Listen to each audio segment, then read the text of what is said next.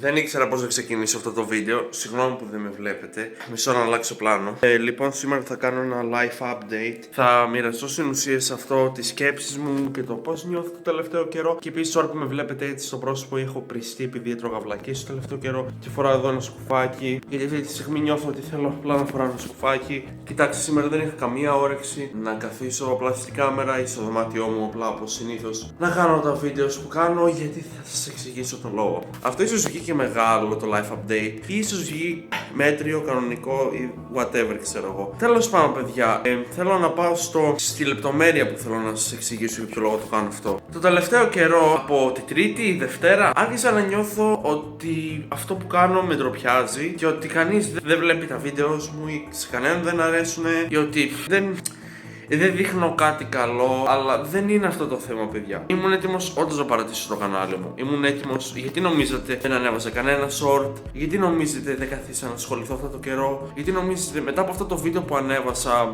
που απλά δείχνω φωτογραφίες που ήμουν πολύ πιο μικρός, κάθομαι και εκεί πέρα ήμουν σε φάση, είχα μπει σε ένα live ενός φίλου μου που του είπα, ξέρεις, ίσως πάει ο Mr. G μας, δηλαδή ότι καλά θα το παρατήσω αυτό που κάνω. Χωρίς φυσικά κανέναν λόγο. Απλά έτσι το είχα πει και όχι ότι το πίστεψα και ο ίδιος, γιατί κάτι που κάνεις δεν το παρατάς εύκολα. Και πόσο μάλλον εγώ κάτι το οποίο το κάνω 2,5 χρόνια και δεν ήταν κανείς δίπλα μου πέρα από την αδελφή μου που βάζα στο βίντεο μου, που μιλώντας για την αδελφή μου, ίσως σήμερα έρθει, γι' αυτό το λέω και μπορεί να γυρίσουμε και βίντεο μαζί. Οπότε αυτό το βίντεο που βλέπετε, αυτό εδώ που βλέπετε τώρα, μπορεί να ανέβει μετά από 2 μέρες. Οπότε τη μέρα που θα το δείτε, ίσως θα είναι Παρασκευή. Οπότε ναι, τέλος πάντων, παιδιά, λέω να αλλάξουμε καλύτερα background, γιατί η αλήθεια είναι πως δεν ξέρω, παιδιά, αλλά γενικά δεν είναι εύκολο να σας εξηγώ πολλά πράγματα. Και sorry γι' αυτό.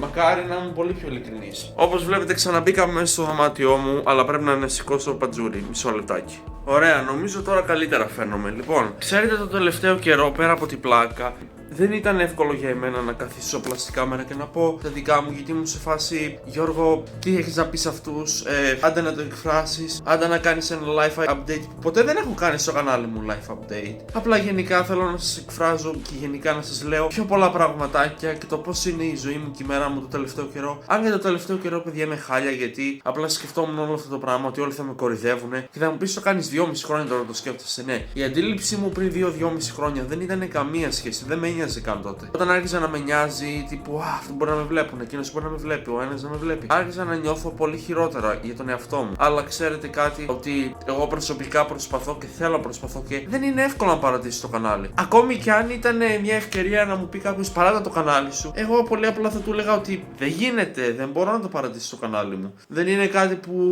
το έχω σχεδιάσει και είναι εύκολο, ξέρω εγώ, ή θα πάρω εκατομμύρια ευρώ για να το παρατήσω. Ακόμη και εκατομμύρια ευρώ να πάρεις, θα παρατήσεις το κανάλι σου, θα μου πεις όχι.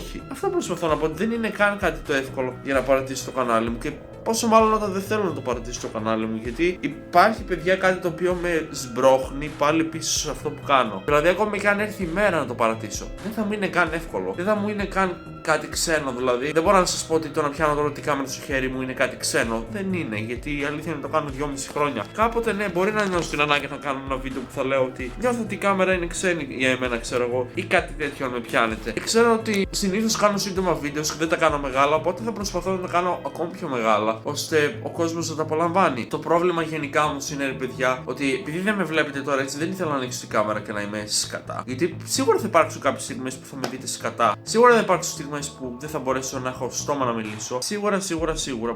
Πολλά σίγουρα πραγματικά. Και πέρα από αυτό, παιδιά, απλά θέλω να κρατήσετε κάποια πραγματάκια που θα είναι σημαντικά και είναι σημαντικά. Όπως το γεγονός ότι πήγα να τα παρατήσω. Χθες μίλαγα με έναν φίλο μου, YouTuber, τον Ραφαέλο, και του εξηγούσα πολλά πράγματα και το τι με έκανε να παρατήσω, αλλά το εξήγησα και σε αυτόν, γιατί και αυτός δεν θα σας πω προσωπικά πράγματα, αλλά ούτε αυτός νιώθει ότι τον εκφράζει κάποιες φορές στο YouTube, διότι κάνει προσπάθεια και δεν βλέπει διαφορά, δεν βλέπει αποτέλεσμα. Και το κλειδί δεν είναι πάντα να πάρεις προσοχή κάτι, ή τουλάχιστον αυτό θα είναι το κλειδί, αλλά δεν νομίζω ότι να θέλει και κάποιος να το εκφράσει αυτό το πράγμα. Όπως εγώ δηλαδή.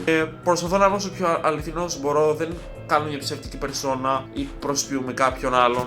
Τουλάχιστον πόσο μάλλον τώρα. Εντάξει, πριν κανένα 1,5 χρόνο μπορεί να προσποιούν κάποιον με τέτοιο χαρακτήρα που πουλούσα όταν έκραζα. Παρ' όλα αυτά, παιδιά, ξέρετε, το τελευταίο 1 χρόνο μοιράζομαι πάρα πολλά πράγματα με σας και προσπαθώ βασικά. Κάποτε πριν 2 χρόνια, τέτοιο καιρό σχεδόν, είχα ανεβάσει ένα βίντεο που εξαφανίστηκα. Που εκεί πέρα έφαγα ένα hate και θυμάμαι το έσβησα μετά το βίντεο γιατί μου είχε πει χεστήκαμε. Τότε δεν είχα και πολλούς συνδρομητές.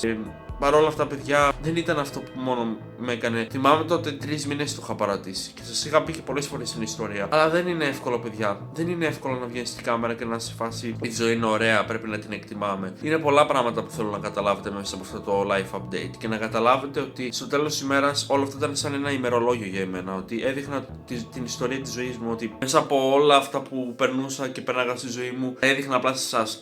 Αν με πιάνετε και αν με καταλάβετε τι εννοώ. Ότι δείχνω πολλά πράγματα για τη ζωή μου ή ότι προσπαθώ απλά να σας κάνω χαρούμενους. Δεν ξέρω τρόπο και πολλές φορές λέω ποιον θα κάνεις χαρούμενο, τα 10 άτομα που θα σε δούνε. Αν με πιάνετε, που δεν λέω ότι είναι 10 άτομα, δόξα τω Θεώ, αλλά και πάλι κάποιες φορές θα μπορούσε. Εγώ, παιδιά, κάποτε έκανα προσπάθεια και σκέφτομαι ότι τίποτα δεν πήγαινε σωστά και καλά. Γιατί πολλές φορές, παιδιά, η επιτυχία δεν είναι εύκολο πράγμα ή πάντα τουλάχιστον δεν είναι κάτι εύκολο. Που εντωμεταξύ πλέον το life update, τώρα που το σκέφτηκα να το κάνω χθες, από χθες το σκεφτόμουν. Δεν ξέρω, ρε παιδιά, απλά θα πάρω το χρόνο μου, δώστε μου λίγο το χρόνο μου. Να ξαναεπιστρέψω πίσω στο grind, γιατί δεν είναι εύκολο, παιδιά. Sorry. Ήθελα να κάνω απλά αυτό το βίντεο, απλά λέγοντας σας ότι θέλω να πάρω λίγο το χρόνο μου. Αν μπορείτε να με κατανοήσετε. Συγγνώμη κιόλας, παιδιά. Αλλά δεν είναι και κάτι το εύκολο. Δεν είναι και κάτι το οποίο μπορείς να πεις θα το ξεπεράσω. Είναι εύκολο. Αυτό που πιστεύω για αυτό που λένε οι άλλοι και εκείνο. Δεν θα έπρεπε καν να πιστεύω τίποτα. Απλά θα έπρεπε να είμαι με αυτός μου και να κάνω αυτό που κάνω, ας πούμε, στο Ιντερνετ. Γιατί στο τέλος της ημέρας μπορεί να μην όλη μου τη ζωή την έτρωγα με το Ιντερνετ, αλλά. Όλη μου, literally όλη μου την έχω τη ζωή, αλλά τέλος πάντων. Αλλά αν με πιάνετε τι εννοώ, ότι.